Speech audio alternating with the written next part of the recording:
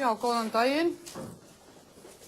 Við viljum bjóða ykkur velkomin til þessa blaðamannafundar þar sem að við Steingrímur erum að kynna hér samstarfsyfirlýsingu nýrrar ríkisstjórnar og ráðherraskipan flokkana í þessa ríkisstjórn.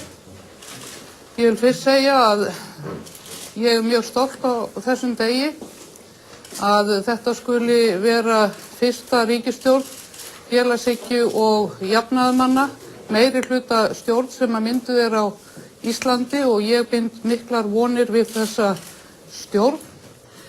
Ég er mjög ánægð með þá samstarfsyfirlýsingu sem að hefur náðst á milli flokkana og er mjög ítarleg eins og þið sjáu. Ég vænti þess að þið séu mjög þannig í höndunum, en henni fylgir líka 100 daga áætlun hvernig við ætlum að fylgja í framkvæmd helstu atriðum í þessari samstarfsyfirlýsingu sem við teljum að liggi mikið á.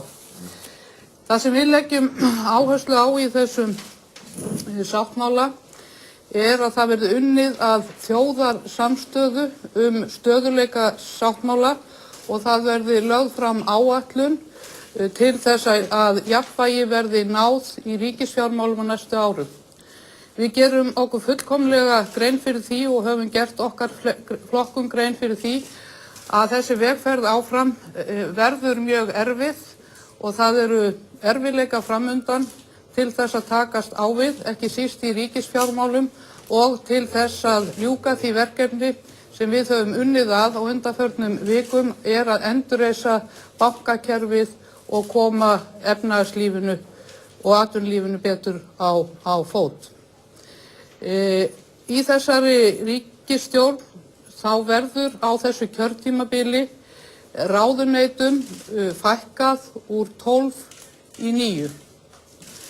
Það sem við stefnum að er að koma á einu atvinnuvegaráðuneyti sem að kemst á laggirnar eigi síðar en mitt kjörtímabilið, en við leggjum áherslu á að það verði stofnað efnahagsráðuneyti strax og lagðar til þess nauðsynlegar lagabreytingar á þingi. Við teljum það afar mikilvægt atriði til þess að styðja við okkar stöðugleika. Þetta hefur verið það sem hefur verið gagnrýnt meðal annars í hruninu, að efnahagsþættirnir hafa heyrt undir mörg ráðuneyti en nú viljum við breyta því og þetta efnahagsráðuneytið heyri undir eitt ráðuneyti. Það teljum við afar mikilvægt. Það þýðir meðal annars að Seðlabankinn og Hagstofan munu flytjast undir efnahagsráðuneytið ásamt ýmsum efnahagsþáttum bæði úr forsætisráðuneytinu og fjármálaráðuneytinu. Jafnframt leggjum áherslu á að í lok kjörtímabilsins verði einnig lögfest stofnun innanríkisráðuneytis þar sem samgöngumál og sveitarstjórnarmál ásamt mannréttindamálum og neytendamálum sem dæmi sé nefnt sé flutt í eitt innanríkisráðuneyti.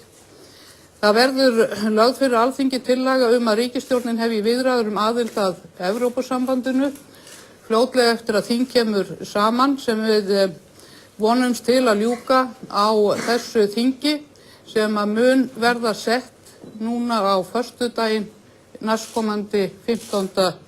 júní.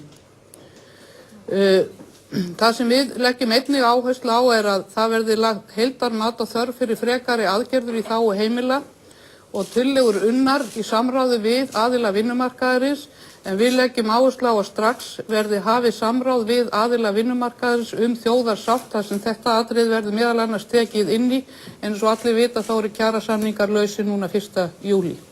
Við leggjum einnig áherslu á að það verði hraðað skuldameðferð fyrirtækja. Við erum með mjög ítarlegar aðgerðir í atvinnumálum sem eru meðal annars 10 bráðaaðgerðir í atvinnumálum. Við leggjum fram metnaðarfulla sóknaráætlun til eflingar atvinnulífs og við leggjum til að lög fiskveiðar verði endurskoðaðar í heild í samræmi við stefnumörkun stjórnarflokkanna sem þýðir að það verði innköllun á aflaheimildum í áföngum og endurúthlutun. Síðan eru ýmsir þættir sem við leggjum áherslu á sem ekki var klárað á síðasta þingi eins og stofnað verður til stjórnlagaþings sem að verði kosið til samhliða sveitarstjórnum. Við leggjum áherslu á að frumvarp persónukjör verði lagt fram á þessu þingi sem að tæki þá vonandi gildi þannig að hægt sé að nýta það fyrir næstu sveitarstjórnar kosningar. Ég vek athygli á þessum lista hér í lokin, það 100 daga áætlun eins og ég nefndi, þar sem margvísleg nýmæli sem við getum hugsanlega farið yfir og eftir ef við höfum tíma. Við þurfum því miður getum við ekki haft þennan fund hér langan, en við munum reyna að komast yfir það sem við mögulega getum á þessum tíma sem við höfum. En ég vil hér kynna ráðherralista Samfylkingar og síðan mun formaður Vinstri grænna kynna sinn ráðherralista. Tillaga sem ég lagði fyrir flokksstjórnarfund var eftirfarandi: forsætisráðherra Jóhanna Sigurðardóttir, utanríkisráðherra Össur Skarphéðinsson, iðnaðarráðherra Katrín Júlíusdóttir, félags- og tryggingamálaráðherra Árni Páll Árnason, samgönguráðherra Kristján L. Möller. Í hlut Samfylkingar kemur einnig forseti Alþingis sem verður Ásta R. Jóhannesdóttir og við erum sammála ég og formaður Vinstri grænna að leggja til að áfram starfi með okkur Gylfi Magnússon sem tekur þá við nýju efnahagsráðuneyti og Ragna Árnadóttir í dómsmálaráðuneytinu. Eðli máls samkvæmt eins og ég hef hér lýst þá verða umfangsmiklar breytingar í stjórnkerfinu á kjörtímabilinu og af því leiðir að búast má þá við ráðherrabreytingum á kjörtímabilinu.